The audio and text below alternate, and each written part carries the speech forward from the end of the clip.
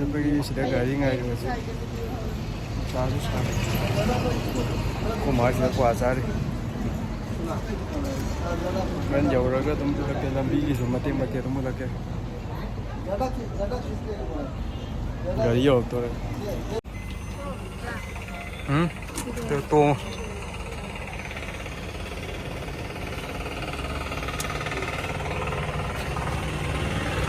No!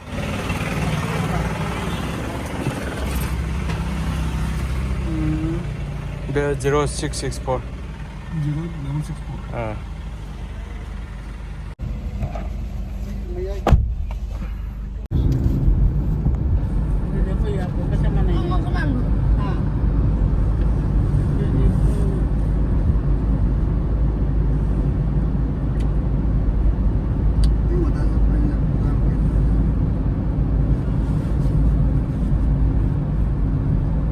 इधर से airport तक जाने से कितना टाइम लगेगा?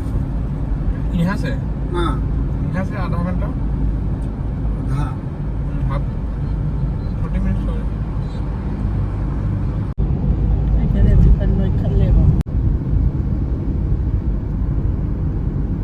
कौन सा मॉडल का है ये हाँ VXI हाँ DXI Dzire VXI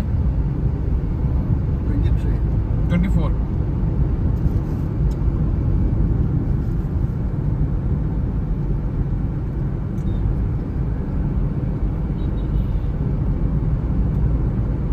In 4 meters, continue straight to stay on National Highway 27.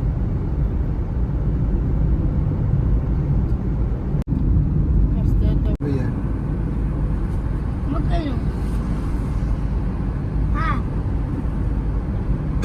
दादा को वही खाना दादा को वही खाना बने में तो ये है नहीं पकड़े क्या 이거 나 맞아 와리 사냥이야 그럼 무슨 나도 무슨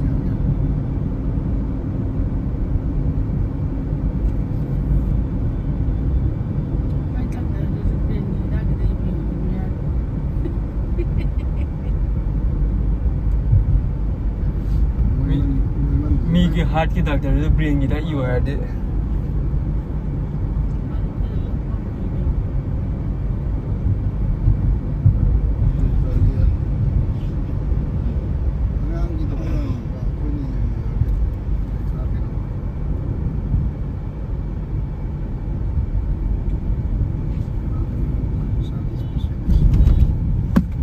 Continue for 2 kilometers.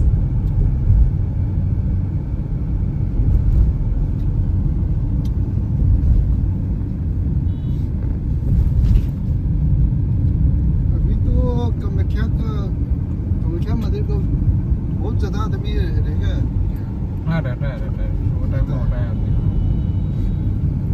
वो अंदर जाकर प्रार्थना करने का चांस तो मिलेगा क्या आदमी को मिलता है थोड़ा आज शायद काली पूजा भी वो है ना आज थोड़ा जाम लगेगा भैया दीपावली का वो आ गया है ना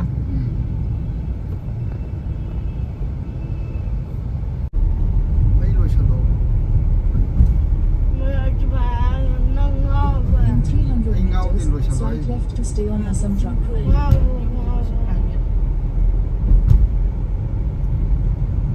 आई खंगदबनी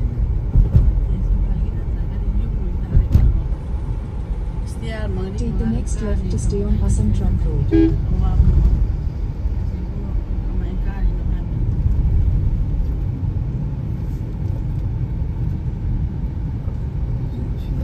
Continue on Assam Trunk Road for 2 kilometers.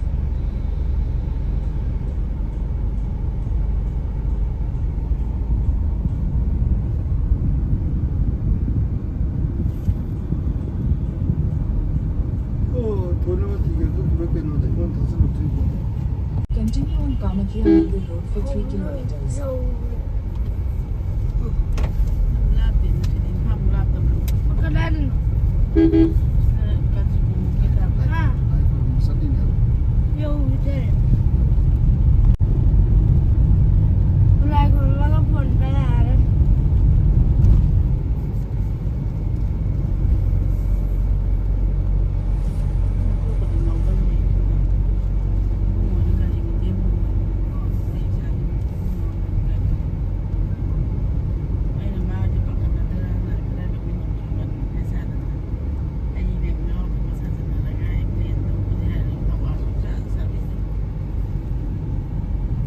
ꯅꯨꯡꯉꯥꯏꯔꯝꯗꯣꯏꯅꯤ ꯃꯣꯏꯗꯤ ꯗꯥꯛꯇꯔ ꯆꯠꯂꯤ ꯊꯋꯥꯁꯨ ꯁꯥꯗꯦ ꯃꯤꯗꯨꯝ ꯊꯤꯜꯂꯤ ꯊꯕꯛ ꯁꯥꯗꯦ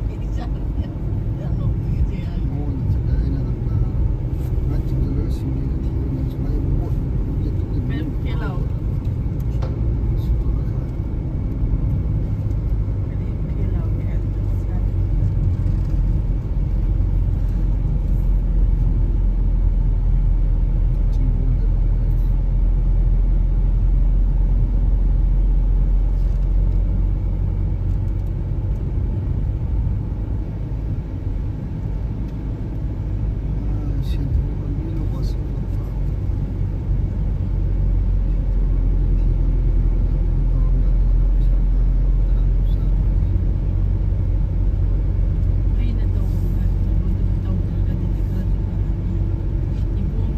ꯌꯥꯔꯝꯃꯔꯣꯏ ꯃꯤ ꯃꯌꯥꯝ ꯇꯥꯔꯒ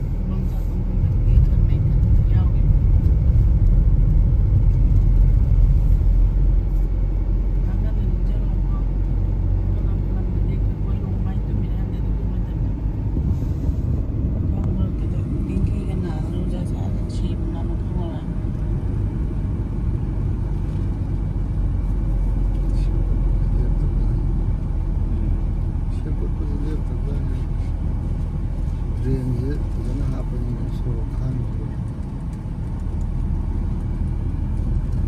ꯌꯥꯗꯦꯅ ꯊꯕꯛꯁꯦ ꯉꯥꯏꯍꯥꯛꯀꯤ ꯃꯣꯏꯒꯤ ꯄꯩꯁꯥꯗꯣ ꯐꯪꯍꯧ ꯂꯣꯏꯔꯦ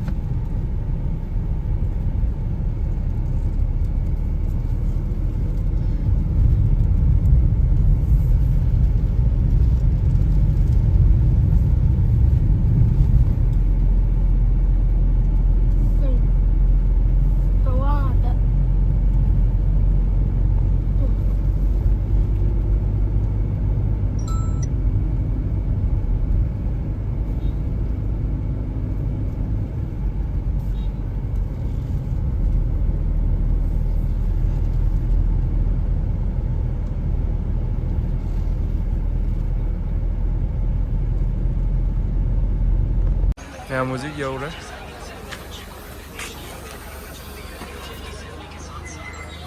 ꯁꯤꯗ ꯂꯩꯔꯦ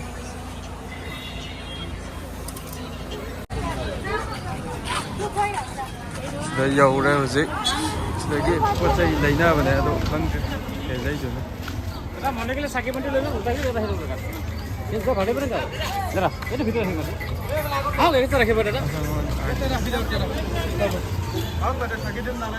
ꯄꯣꯠ ꯆꯩ ꯂꯩꯅꯕꯒꯤ ꯃꯌꯥꯝ ꯀꯧꯁꯟꯅꯔꯤ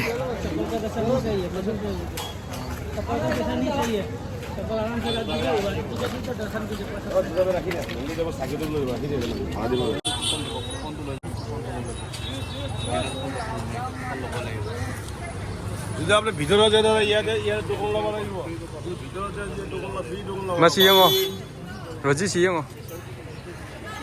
Hai guys kata बिना इनकी वजह से आप अंदर जा सकते हैं गुफा में जा नहीं सकते बाहर में दर्शन हो जाएगा मेन मंदिर गुफा में जाइए, लेफ्ट साइड है मंदिर। ये वाला इधर, वो जो पुलिस खड़ा है ना, तो वहाँ था, वो आने तो गेट के अंदर जाइए, वहाँ मिलेगा दुकान। यही दुकान। अरे दुकान सब दिखा दे। पूजा का सामान लेते अगरबत्ती के एक तो उधर रख दीजिए। मोइसिदा पुजाई पोचा सिदा मैम योला सिदागी लाइरगा पुसंदोने कया लेनो मंदिर के अरे 2 नंबर दुकान है। अरे इधर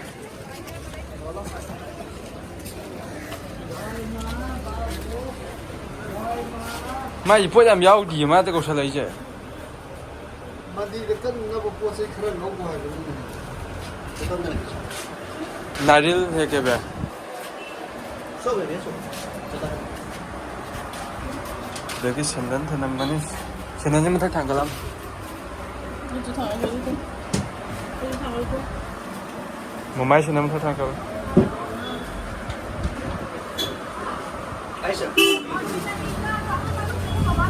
ओ माइ जे सिदा सेंदन थनम मगा पुबे वा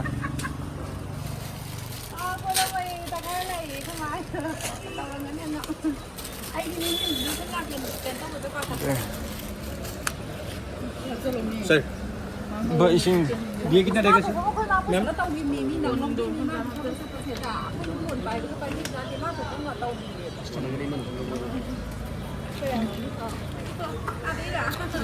कदम मुझे कदम दाना संगा खोरम सिदा संगा नै केनो त मयांगी लाइन दे जंग बेर पंडिसी ने आन सादु बाबा म्याम ले बदो कोई लै बने बा दुपा संगा समी असियाम नि ने संगा संगा नि वीआईपी लाइन दे संग दि नंबर वा संगा संगा लो बले ति या लो सा लो लो लै हो सिदगी पोसै लै हो सिदा तु याव ने इमा या दे कता गन के तो को पे या alu kan ya pai ting ja sa la ni la ni ne ni mo kan pa संगा संगा को ति के atu संगा को pa ro ba nu satra maya ko ni wa ni ba la सिदगी तो पूरा Ani ada kan tak bawa tak tu kayu. Si bawa yang mana mana ba. Kalau ni dia bilang dah. Jadi kita sama lo. ये सही जगह ना ये सही जगह माको Nak apa mana? ये किना है Asli ke pakai dogi tu nak sempurna masuk orang kita tak mana boleh. बे थोड़ा छोटा वाला दे हां बड़ा वाला Mandi dah habis. चिता वजरा ये ठीक है ये दे Masai bawa na si pakai dogi bukan saja ni betul ni mata kalau.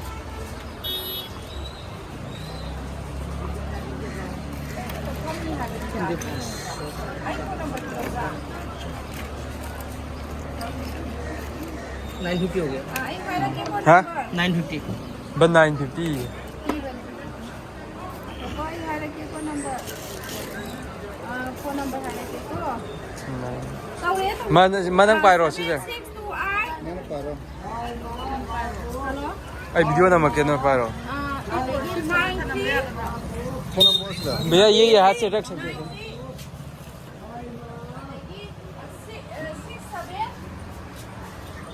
सब ये वो कैसा इतने में डाल कैसा जीपे में करेगा कैश दे दो सर कैश जरूरी है कैश है कैश मेरे पास केस ज़्यादा नहीं है एटीएम है सर एटीएम में चमड़ी एसडी है भैया ये मैजेस्टिक के अंदर सब है क्या अगरबत्ती का अंदर में है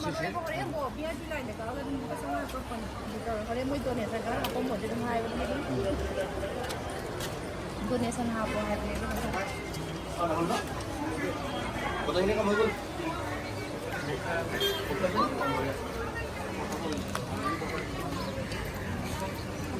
ngay qua chị ATM chắc có vẻ ATM chắc khi ngày sao được mới kia xe GP ya để kia phải trả lộc thuộc bất kỳ qua bà sang gì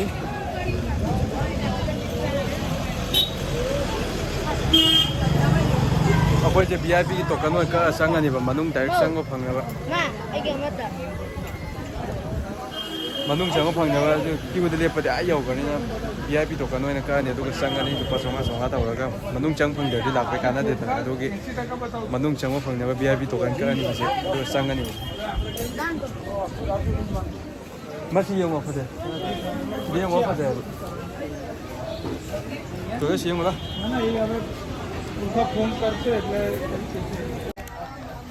지들 나이 그룹을 게임 안 좋아해.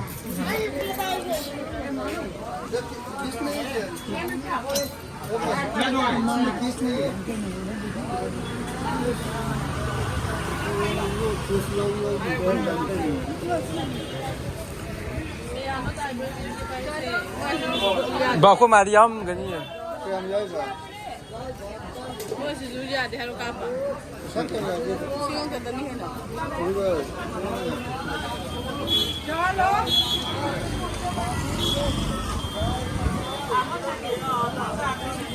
Chỉ là lại cái nào có chỉ là lâu rồi em gì?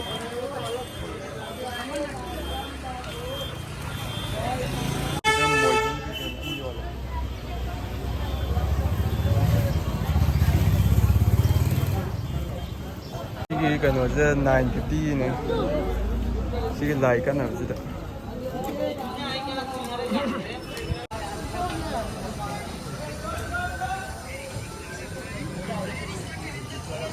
Sudah isang ani aswana kalau mandi lah aga aswana. Jangan tu aja lah ini lah ani isang aja manung ani peramas. Ya kupon leo. Kita gitu. हाँ? VIP के coupon कहाँ से लेना है? इधर से ले लो। इधर से? मंदिर आदमी कम दिए जाओ अंदर में ले लो। Kemti ya? हाँ आदमी कम दिए कूपन का पैसा ले जाए अंदर में चला जाइए। अंदर मंदिर के अंदर जाना है? हाँ सही सही और 500 रुपये भी मिलेगा उधर 500 उधर बिना पैसे ये पूछा जाएगा। मंदिर के अंदर जाना ये भी अंदर में जाना चाहिए। हाँ वो साइड में क्या है? आपको मस्जिद में है ये जिसका छोड़ दो रंगनी छोड़ से ला देते हाँ रो एक मिनट रो जाए कूपन लेके जाओ इधर में जाओ तो इसका अंदर में कूपन देगा जोली को सुनाइएगा तो हाई पे आदमी कूपन लेके हाथ में कूपन देखो पैसा नहीं लेता है जाओ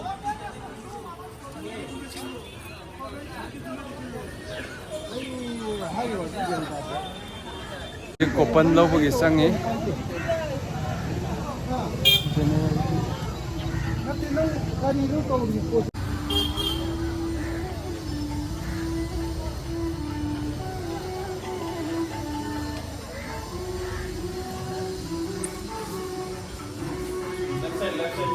left side.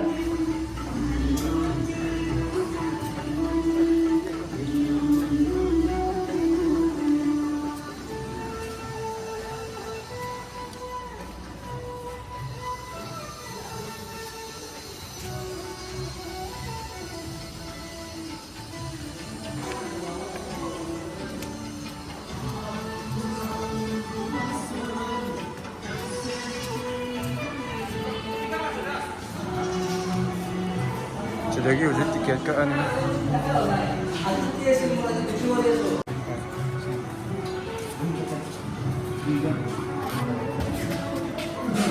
Hay với những con trai mà lên từ bên những ngắn nó rồi.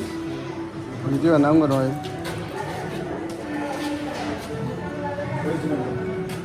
Đang xếp lên chứ bảo. Bây giờ cái gì? Phi rồi mà. Hả? Phi rồi mà này.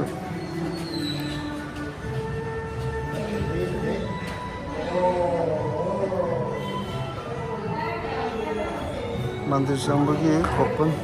Cho. Ngay tiket đâu thì cái sáng này có đâu? पैसा नहीं देना पता नहीं हम भी पहला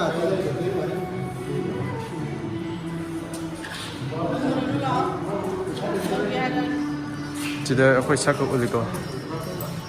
Sao giờ à?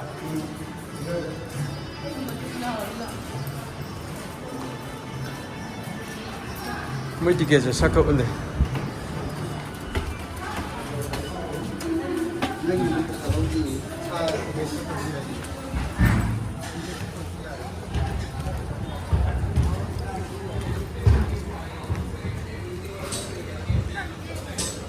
Koreaner ko lang.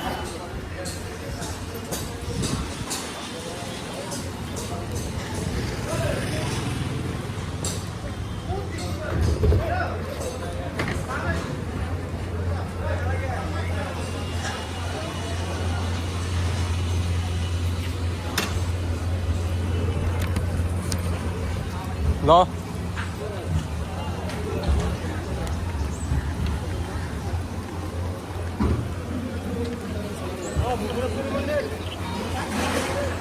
ꯁꯤꯗꯒꯤ ꯆꯪꯉꯅꯤ ꯍꯧꯖꯤꯛ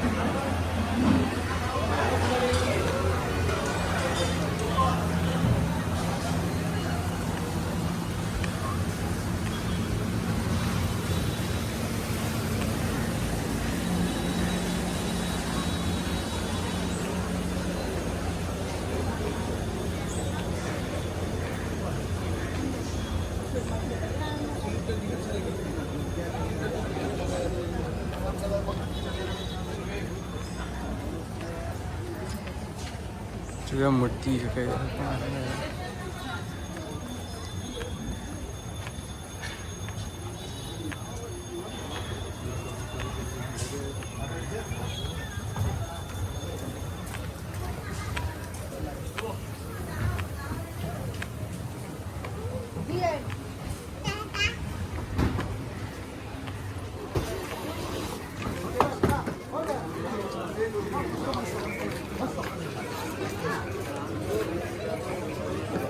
भैया मंदिर कहाँ से जाना है? बेल पत्ता पसंद दिली हम पहले लिया से नहीं लिया क्या करें भैया हम पहले खरीद कर लिया ये पसंद दिली बेल पत्ता फुला फूले ये कमल जल में देने के लिए हम पहले लिया कितना ये मिला 50 पानी ये पानी जोग में जोग में जोग में जोग में जोग में जोग जोग अभी ज़्यादा आमी है आया कहीं धीरे धीरे सुबह से फुल पानी डाल के रखा है कल नहीं होगा आज नहीं होगा फिर जाएगा आएगा 10 करे कूपन लिया ना ये लिया ना जाएगा आएगा ठीक कर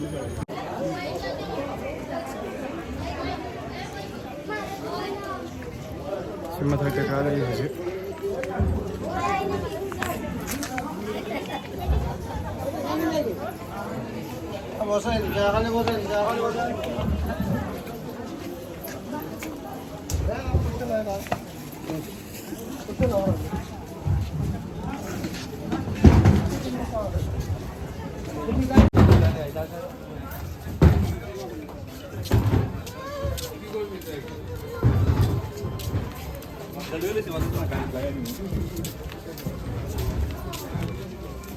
मान मुझे पूरी करेंगे हाँ भैया हिंदी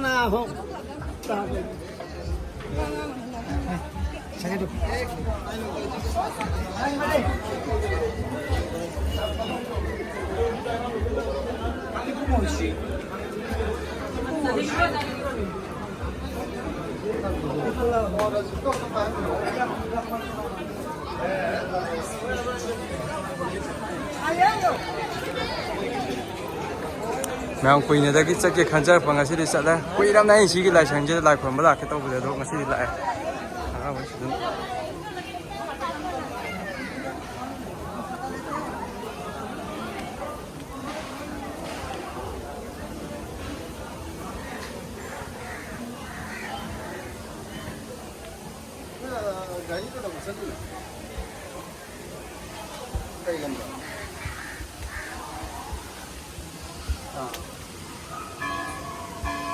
नहीं कोमी को ngasi खर कोम माला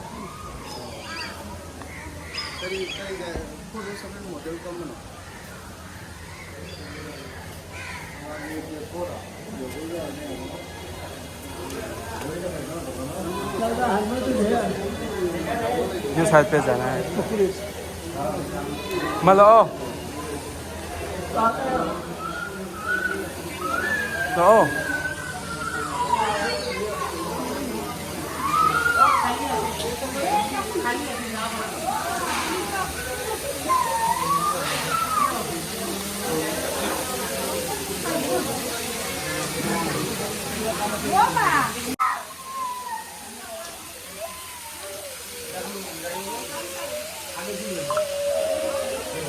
여기 뭐지 콩가게 짬뽕 콩가래 라이프 한번 저게 정말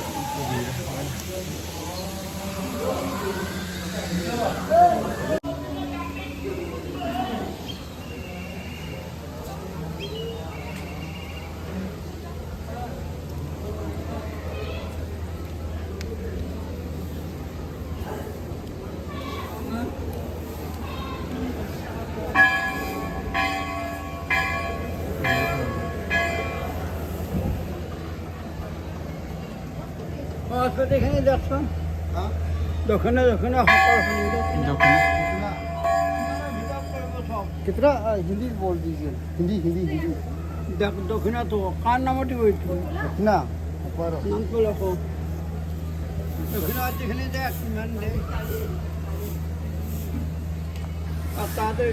कितना दक्षिणा कितना डालेगा दक्षिणा दक्षिणा कितना डालेगा अपना इच्छा है और लिख दो नाम जल्दी करो कुछ मंगा के दो ये ने नाम सिर्फ एक अपना नाम अपना चाहते हो पापा कहाँ Sida koi ko jimoy na ming iro hara sida ming iya ni.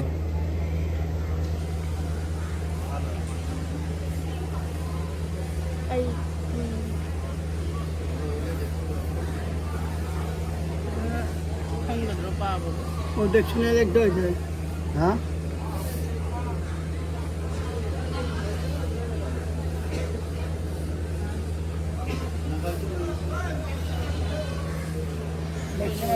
लग दो रुपया दक्षिणा कितना देगा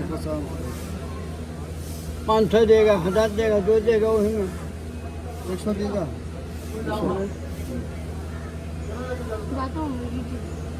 चालू पानी की हाथी हाथी मिल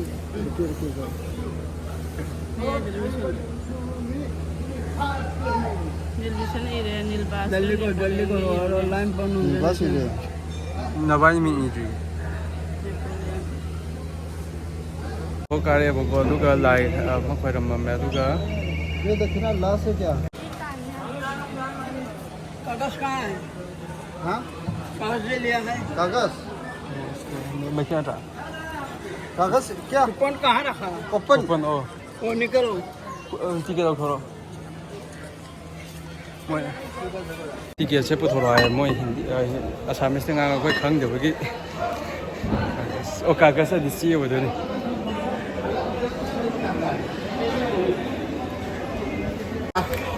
No, piro. Ja. Ye an manung sa ge. Makha manung gi video di number ya da me namak tra. Adi manung gi de a lot of de bkham phan gi ta da na manung gi de namak tra da ma pan gi number ya ma ja nam ma ge.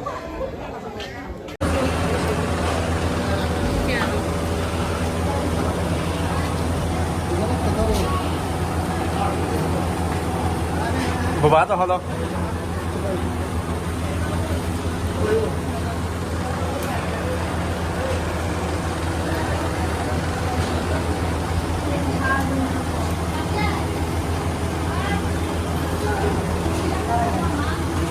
Chim mà sao có thằng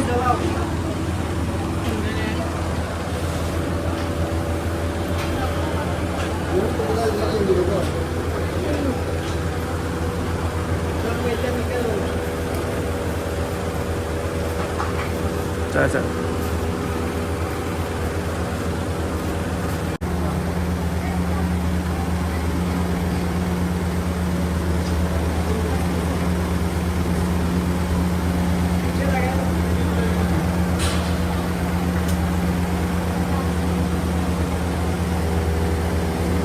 Quay đồng mô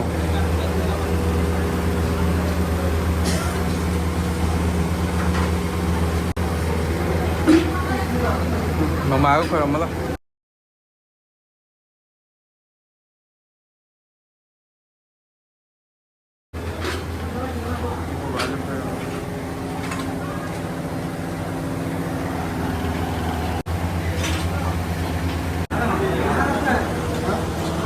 이번 조금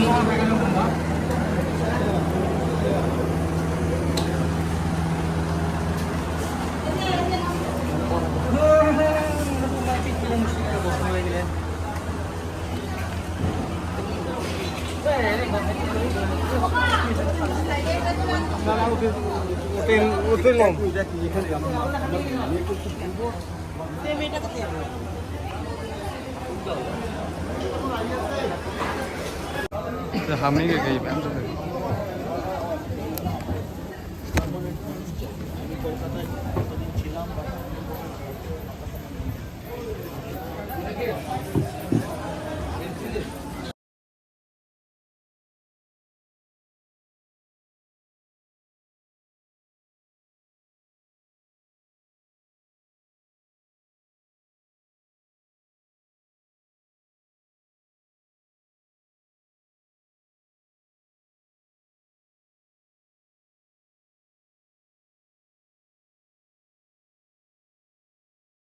ma'am मखोई हजिक लाई खोरंब लोरे मोई बाबा amna adum pusan bira khoirame adum nahanga manung changba jam wabane moi tokan ga kakune to khoi ngasi di sono yo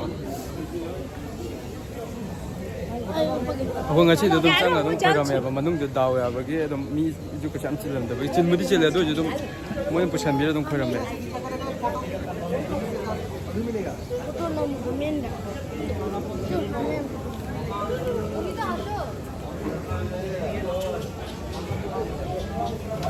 lang chila yo ai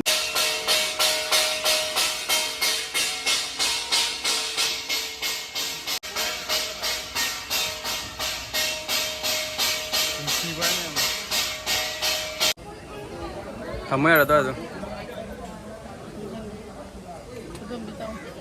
ya ba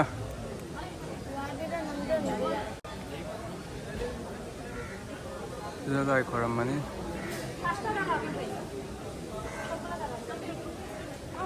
Cô chỉ không biết sẽ được cái cô chỉ khởi lấy cái này lại gì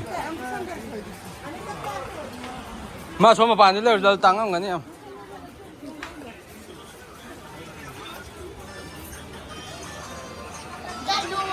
chỉ lấy thôi gì vậy hàng ngày cô lại chỉ làm đây vậy Ang tapayo na nanoy ba? bao cô vào bao lâu hả ta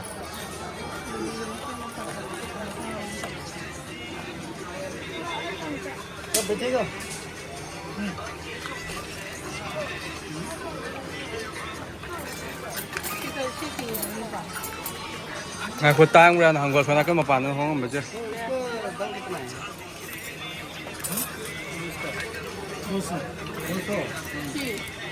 giờ bây giờ vậy bà mà mình vậy mà bàn nó chứ làm 친구 너도 줄래 쇼 कितना है भैया 250 बहुत ज़्यादा है मैं ये लेने में